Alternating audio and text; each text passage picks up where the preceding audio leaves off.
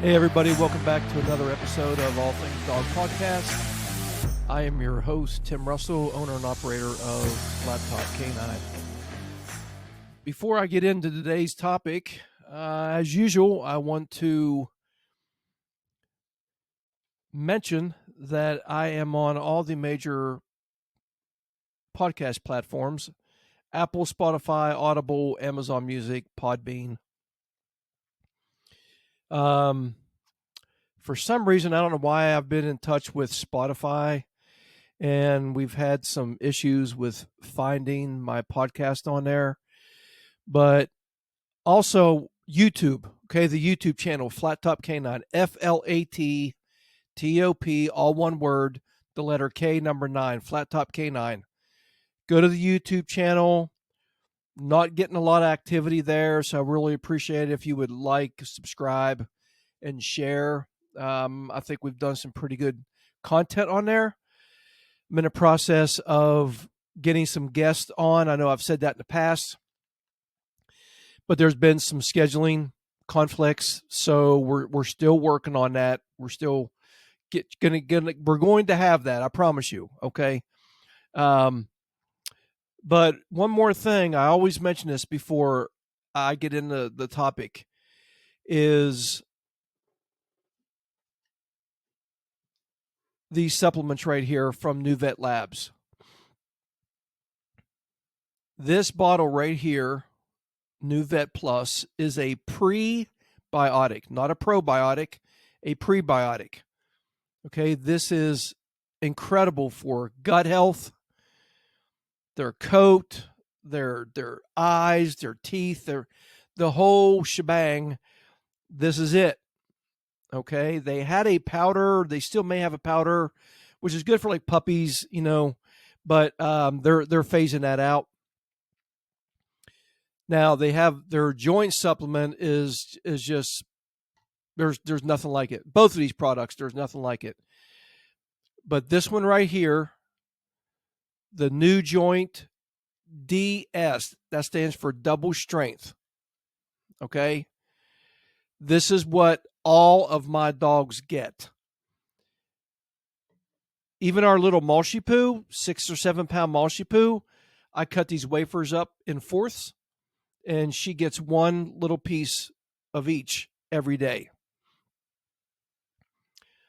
Amazing testimonies on what both of these products have done. Personally, with my own dogs, 2 of my dogs had gut issues. They don't have it anymore since they've been on this. My female was coming up lame. I won't go into the whole story. I got her on this in less than a month. She was back to 100%. So if you're on Dasequin, what's the other one? Cosequin. The vets like to push Dasequin. No comparison. Absolutely no comparison. Okay. So the way these are made, they're cold pressed. So it's not like boiling vegetables where you lose a lot of the nutrients. The highest grade ingredients go into these products. They own their own lab. It's cold pressed so you don't lose any of the nutrients. Makes it easier for the dog to digest. It's incredible. It's the only product out there that I was willing to put my name on. Okay. I will not put my name on Cosequin or Dasequin. I just won't do it because it's not even close to the product that this is. Now you cannot order this off Amazon or go to Sam's or Costco and pick it up. You can only order it direct. Okay. A couple ways you can do it. You can go directly to their website, which is New Vet Labs, or www.newvet.com, and you can find all the products. They got stuff for cats too, okay? But I don't deal in cats. They've got shampoos, incredible shampoos. I mean, they got it all, Okay, but this is what I push because it goes along with what I do for a living. Okay, now let me see if I can put this up in front of the camera. There's an order code that you have to have in order to order it. Okay, let me put this up here. I don't know if anybody can see that, but let me read it. The order code is 392826. 392826. I make some pennies off of it. If I didn't, it doesn't matter to me because I just want your dogs to be healthy. A lot of my clients have switched to these. Some use both, some just use the joint. One of my clients has a dog that's in his teens, and he was on Dasequin, switched to this, and within a week, the dog was like a young dog again, according to the owner. Other dogs, senior dogs that couldn't go up and down steps, are now able to go up and down steps. It's an incredible, incredible product. All right. They're not a sponsor. It's just that I believe in a product so much that I put it out there every time I do a podcast. Okay. Let me get a swig of awa.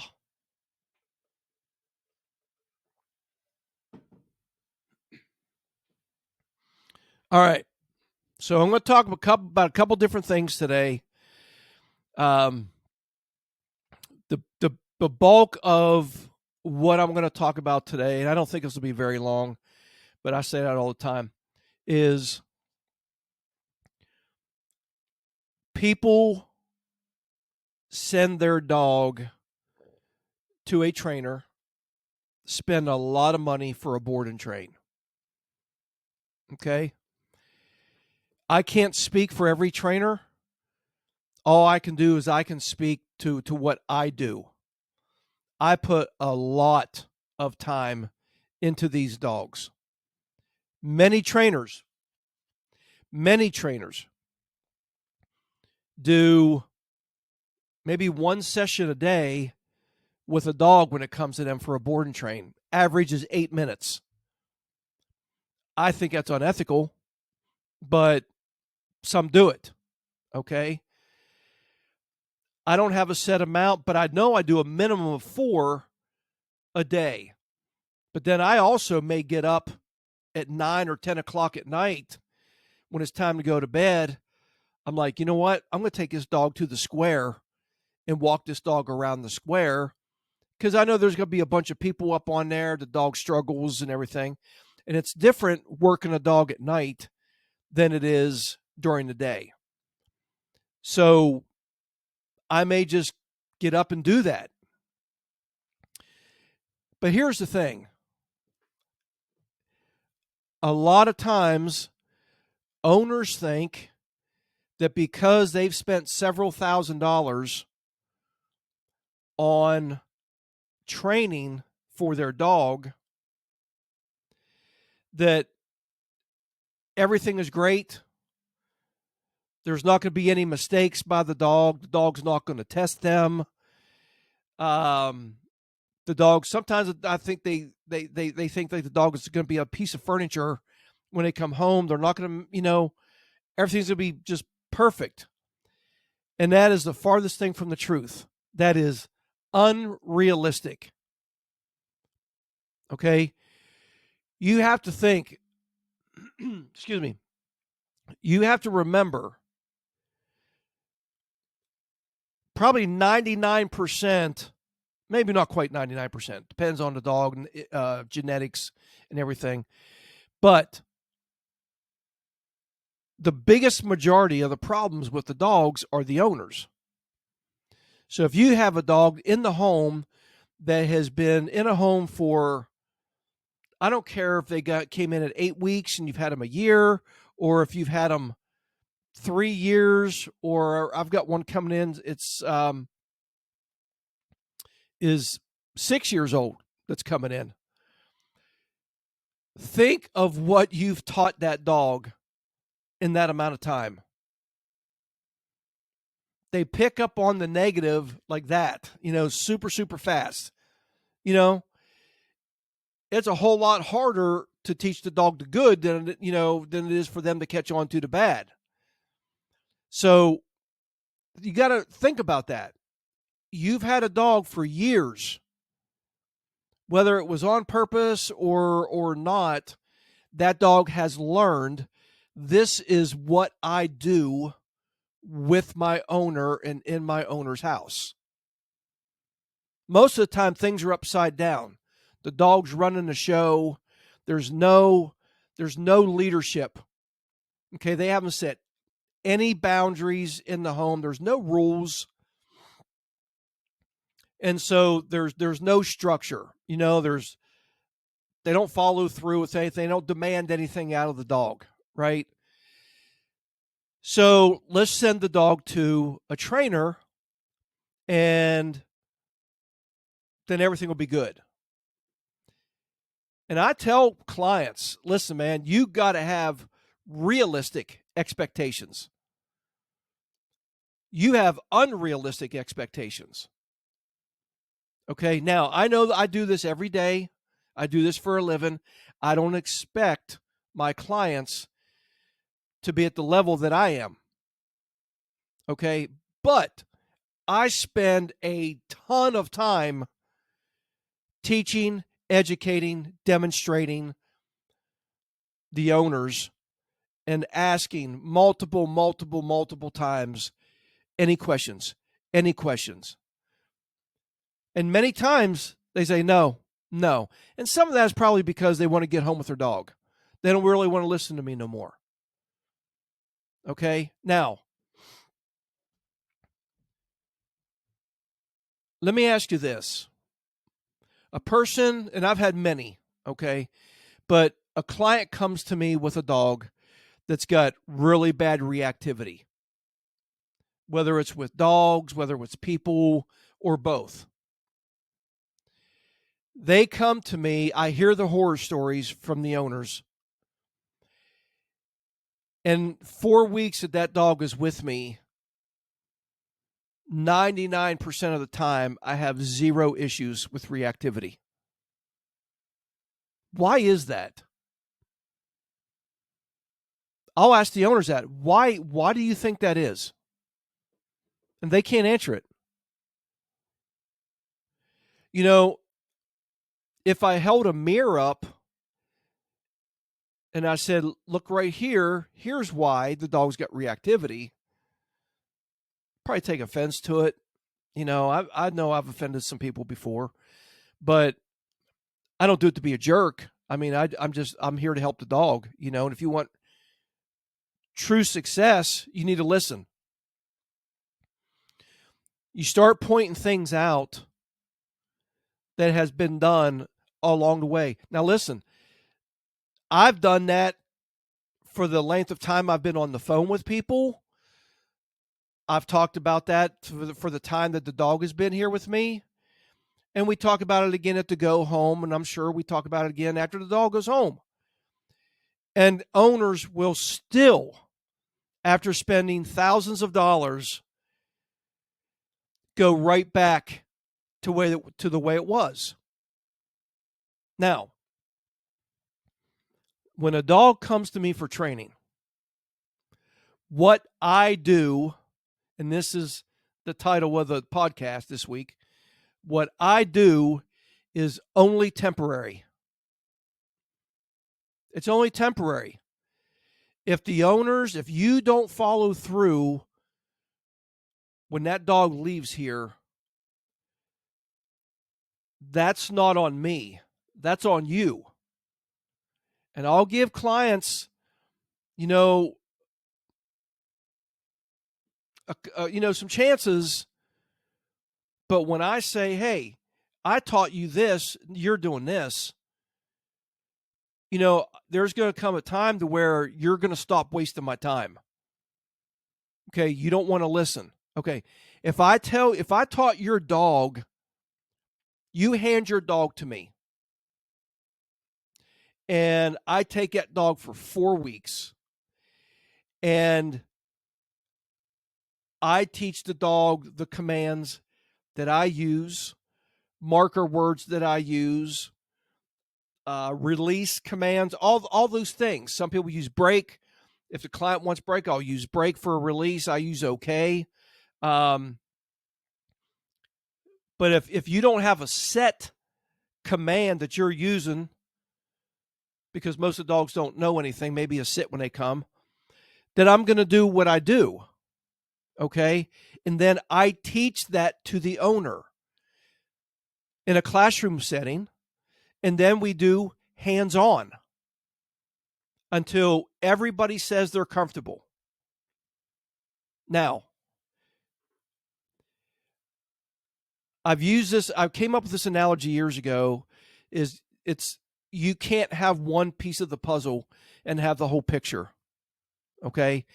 If you take a puzzle and dump all the pieces on the box and put it together, every single piece has a part of making that picture complete.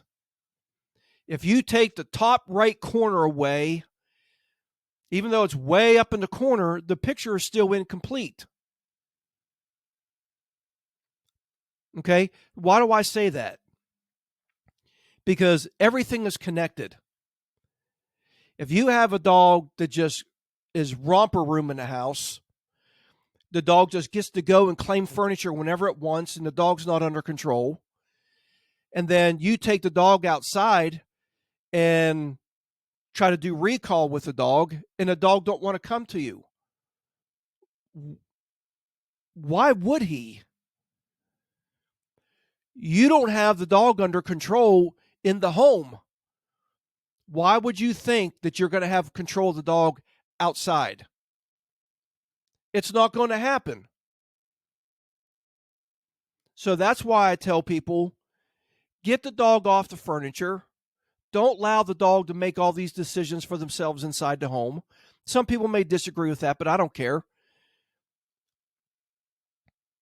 If you don't have your dog under control, if your dog is allowed to get up and just go do whatever it wants, whenever it wants, and you don't know anything about what the dog is doing, he's out of your sight. I don't do that in my home. I have 3 shepherds, okay? I got 3 shepherds. Those dogs do not leave my sight when they're in my house. If they move out of a room, one leaves out of my sight, I call them back. Or if my wife's in that room, then I'll say, hey, are you in there? She says, yes, then I'm fine with that.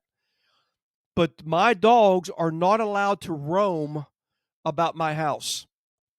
That's the way I run it here. So, but I have trained dogs.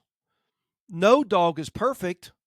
Every dog makes mistakes. My dogs makes mistakes every day. Okay? Just because I'm a trainer don't mean I have perfect dogs. There is no such thing. So, but if my dog is not listening in the home, just on basic things, why should that dog be allowed to make a decision on his own to go up and claim the couch? That dog should earn that.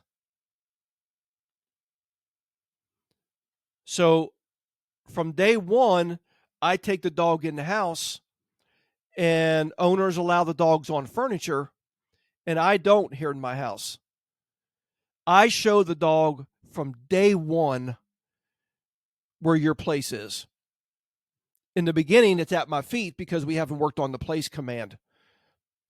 So the dog's not even thinking about jumping on my couch. Perfectly content and happy at my feet. A lot of eye contact going on. There's a great opportunity to work on training, even while you're in the living room watching TV. Every time the dog would look at me, I'd mark it with a yes. I'd either give him his kibble or I would just praise the dog. So when the dog goes home, and I asked the owners, are you allowing the dog back on furniture? Yeah. So what does that look like? The dog comes in the house and he just runs and he just goes and jumps on a couch. Okay. I personally don't like that. I'm not saying you're a bad person for doing that. I personally don't like that. I would rather, because how you live with a dog inside the home is so important, I would rather you teach the dog that they need to wait, especially right after they come back home from training, because they're going to go back and do that whole owner association thing as soon as they come home. So that's why I say keep the leash on the dog, show the dog that there's new rules, teach the dog that they need to wait and before you allow them or until you allow them to go up, and lay on the couch. Then you're good. But if the dog gets to go back to the way everything was, that is connected to you going outside and now the dog doesn't want to come to you like before, because he's got to make decisions not to come to you because there's no consequence. I believe 100% everything is connected.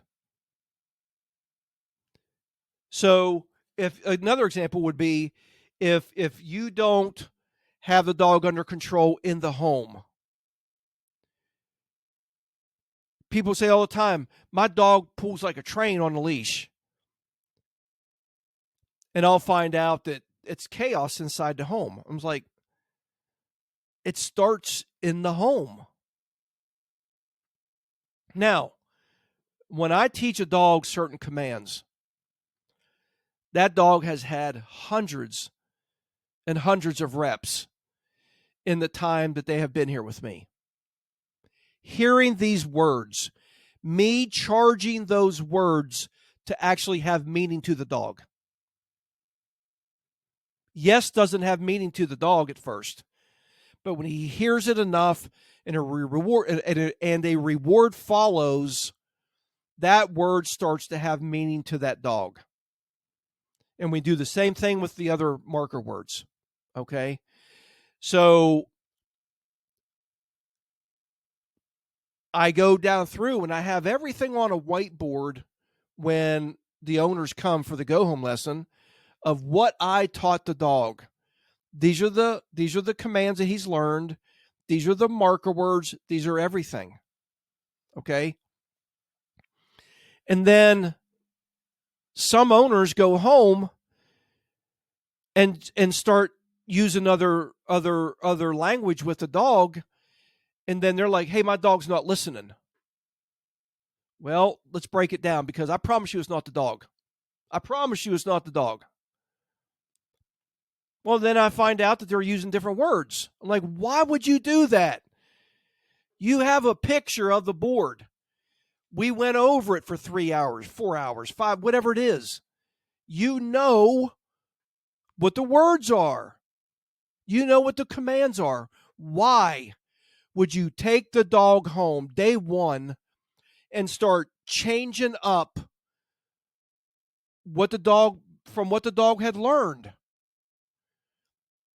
So the dog doesn't either respond or whatever, or they just look at you funny, because those words that you're using now has no meaning to the dog.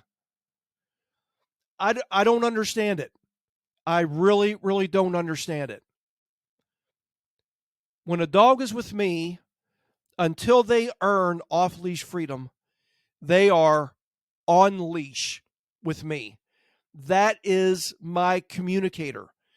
Later on into the board and train, if we do e-collar work with a dog, then that will become my communicator to the dog. When I say keep the dog on leash when the dog goes home, that way when you're teaching the dog the new rules, because listen, obviously there's been a problem between owner and dog. That's why you hire me. Okay? So You have to change how your dog looks at you. Again, I don't get any reactivity most of the time with a reactive dog. But then the dog goes back with the owner and the reactivity starts. Why? Because they don't trust the owner. They don't have confidence in the owner. When you show the dog that you have it under control, this behavior is unacceptable, and showing the dog what is acceptable and what is not acceptable, that dog will start looking at you differently, and you will start getting a different response from the dog. But if you go home and you're having problems and you're messaging me or you're calling me, and this has been other people, not several people, but I mean enough. And I start asking a question, you got the leash on the dog? No. Why not? Why not? Is it because you've spent thousands of dollars, even though you spent thousands of dollars, you just want to do it your way? Is that what it is? I tell my clients all the time, if you do what I tell you to do when that dog comes home, you will be successful. If you don't, you won't be. I have walked away from I don't know how many clients. I had a couple call me, and I went and evaluated their dog. And the husband point blank told me, he said, I do not want to work with this dog when I come home from work. I'm tired. I don't want to have to do anything with this dog when the dog comes home. I looked at him and I said, I'm not your trainer for you. This is after I spent, an hour in the house. I said, I'm not your trainer for you. I said, you can find somebody else that will steal your money. I said, but it's not me. I want true success for the dog and for the owner. And if you will stand there and tell me that you're not going to put the work in when the dog comes home, I'm not interested. I do not want to work with you. And I'm going to tell you something else. I'll have people call me, and I start from the very beginning. I don't attack people. I don't shame people or blame people. Well, sometimes I blame people because of some of the things that they've done to their dog. But it is what it is. Okay, I'm still here to help. But there are people that might not like me because I just throw it out on the table and I say I need to take the dog and get the dog away from the owner and really build a foundation, because you're not, in my opinion, on some dogs, most dogs, at least the ones that I train, you will not have the success me just coming to the house once a week. It's just not going to happen.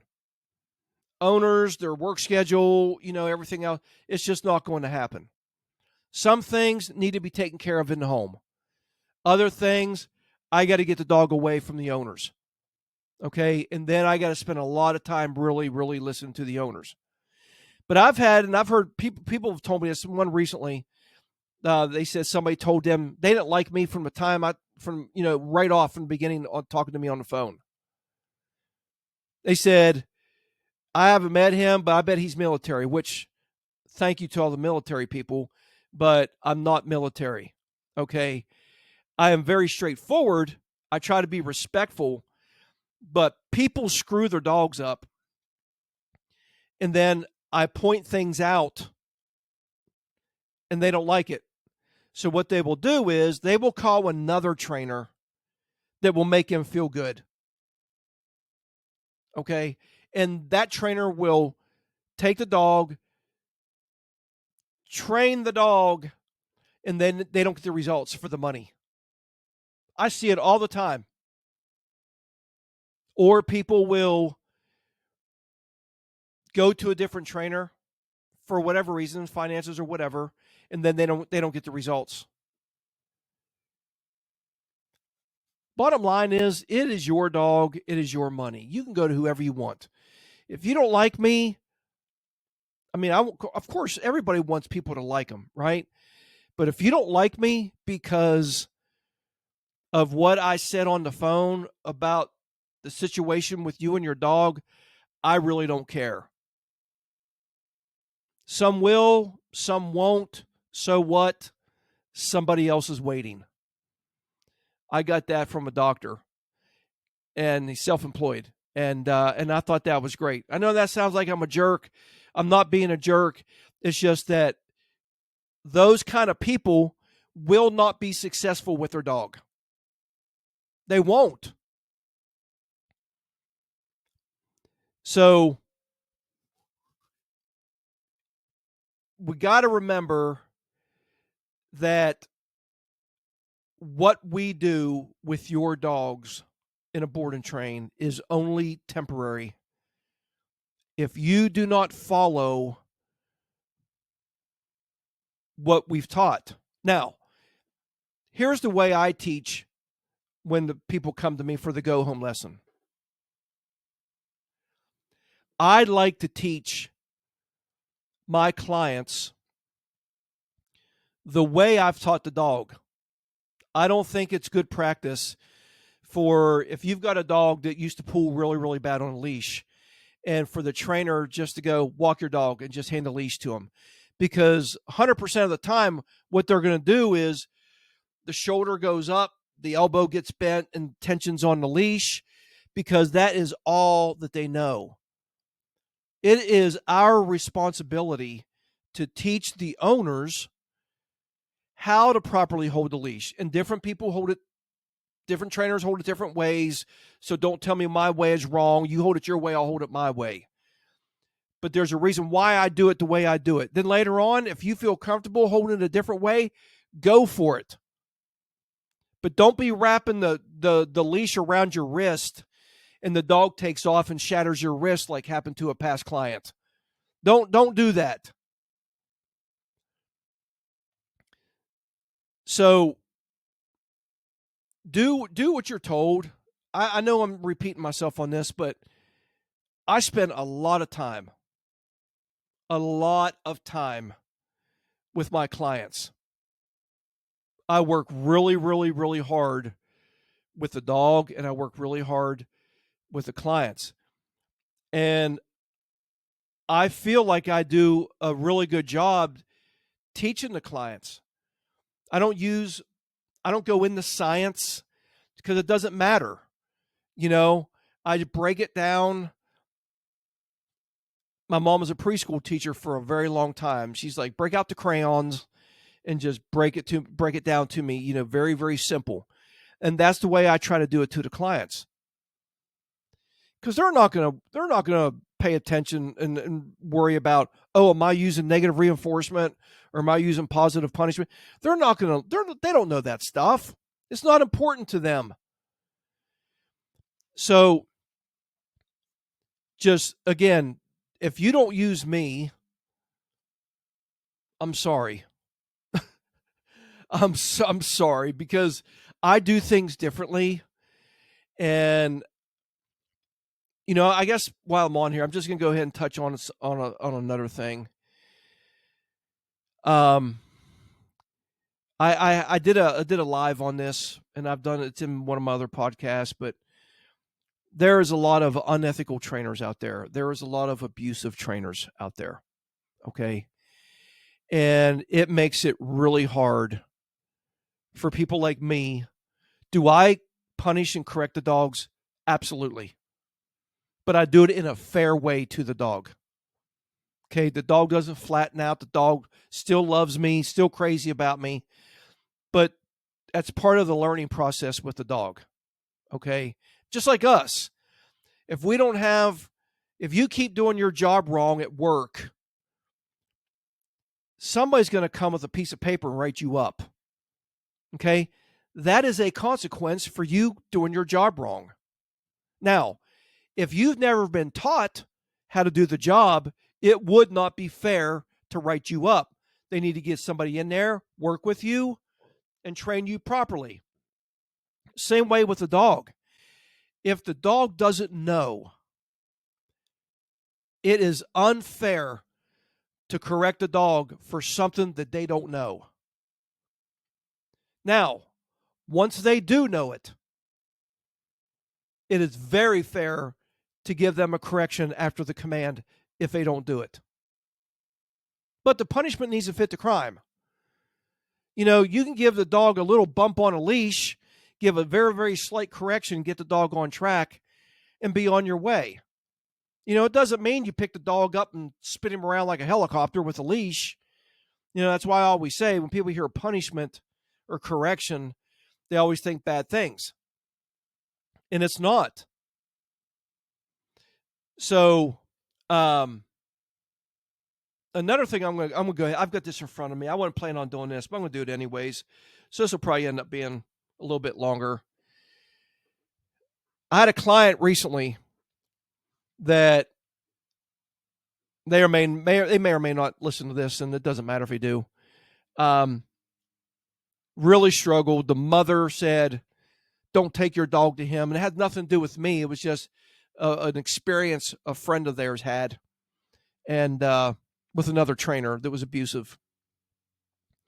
How abusive was it really? Because even after they was so upset and fussed, they still sent their dog to the same trainer. So not only do I have issues with the trainer, but the owners, I think they got a few screws loose as well. So, but the big thing was this right here, the e-collar. Now, there are a lot of trainers that abuse that tool. A lot of them. But there are some of us that teach it in a humane way. I even take teaching this a step further. A lot of people just put this on the dog. The collar's over here. Put it on the dog day one and start giving a dog stimulation, start giving a dog leash pressure and all that. I don't do that. I think it's unfair. Okay? I want to break everything down in small increments so the dog understands everything very, very well. And then I will go to this and I will start teaching the dog. It's for recall. That's what it was designed for, having off-leash freedom. I don't need to have my dog do a down, 200 yards away. Okay? That's really, I mean, who needs to do that? Unless you're in a competition. I mean, do they even have you do a down at 200 yards away? I don't know. So, but the mother, all I kept hearing was shocking the dog, shocking the dog, shocking the dog. And even after demonstrating on the mother, she still had a problem with it. Just couldn't let it go. And so there comes a point to where you can't help those kind of people. Okay, because it's always going to be negative. People get hung up on this, and I'm going to tell you, if you're not comfortable with this, you don't need to have it in your hand. But the e-collar is a tool. It's a digital leash, but it's just another tool. A slip lead that every vet tech that comes out and gets your dog is going to come out with a slip lead. Prong collars, choke chains, all these things. If you wear a harness on your dog, if you wear a flat collar on your dog, all these things are tools. Okay? And I've seen many trainers abuse a dog with just a leash. So it is very important to know your trainer, know how they train, and then have faith in that trainer. Okay, but do your research, guys. I have said this in so many podcasts. Make sure you know where your dog is going. Because, yes, there are horror stories out there, okay? But make sure you know where your dog is going. But if you take your dog to just a purely positive trainer, you're wasting your money. You're wasting your money. 95% of what I do is through positive reinforcement. But if a dog is showing a behavior that is totally unacceptable, I'm going to correct that dog for that behavior to show them that that is wrong. And then I'm going to show them, when they make the right decision, we're going to throw a party. And too many owners, that's where they fail. They are not willing to correct their dogs. And so I tell people, you need to be willing and physically able to correct your dog. I made a post the other day on my business page. It was a copy paste from Larry Crone, who's known all over the world. About people that get these power breeds. They have no clue what to do. They don't have the capability of handling a dog like that, and you shouldn't. But then on the other side of that, there are some people just in general that shouldn't have a dog. You hate to say that, but it could be because of their work schedule. It could be different things. Like, why do you have the animal? Put the animal in a home that can give it the time, and the dog can thrive. So I'm going to wrap this up. But again, just remember, when you send your dog to a trainer, or if you're going to have lessons, it is only temporary if you don't put the work in. Guys, once you get it down and once you start getting comfortable, it'll be like breathing. And I promise you, if you show the dog proper leadership, be that strong, calm, confident leader to your dog, your relationship will be unshakable. I promise you that. Before I close, I want to say, if you're a mother out there, Mother's Day is coming up this Sunday. I want to say happy Mother's Day to everybody, and a special happy Mother's Day to my mom. I love you very much. She's incredible. And thank you for always being there for me and for all of us. So, all right, guys, that's it for this week. If you got any questions, or if you want to write in like maybe suggestions for a topic or something like that, email me at flattopk9@gmail.com. FLATTOP@gmail.com. All right. Take care, guys.